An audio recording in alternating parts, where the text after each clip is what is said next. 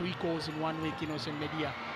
What a player. Oh! And a shot from a distance! Timu ya URA okugalawo LIIGI y'omwaka guno ng'ettunka ne Villa mugumu ku mipiira egisubirwa okubaako obugombe olunaku lw'enkya mu kisawe Wankulukuku. Omutendesi wa URA FC Sam Timbe agamba nti ttimu ye yeetaaga okuwangula omupiira gw'enkya basobole okumalako LIIGI nga bali mu kifo eky'okuna.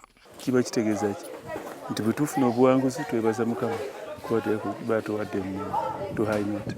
But I cannot say nti tujja kugenda eri tuweeyo kirabika bubi kiti si kigenda mu betting ebyo okuviira ddala bwe nali muzanyi mu coffee marketing board nempitamu nentandika okutraininga sigenda nze sente zentwala ng'amaze omulimu guneebaza nange ngamba neebala okuneebaza sente ezo nzitwala.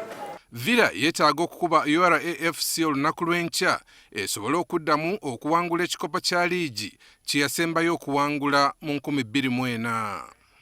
Kinajjukira nti Villa lwe yasembayo okuwangula ekikopo kya LIIGI Omutendesi Sam Timbe ye yali mu mitambo. Ensonga eno Timbe kati eyeesomye okubalemesa okuddamu okukiwangula agyogerako bw'ati.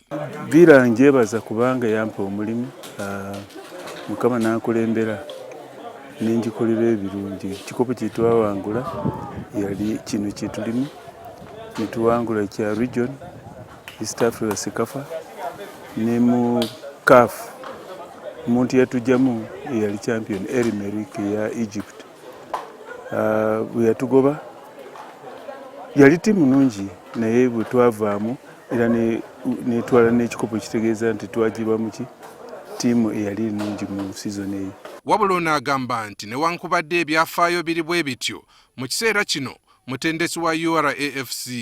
Kati abakama bange URA luli lwe natwala ebikopo bakama bange baali Villa nga beetaaga that happiness.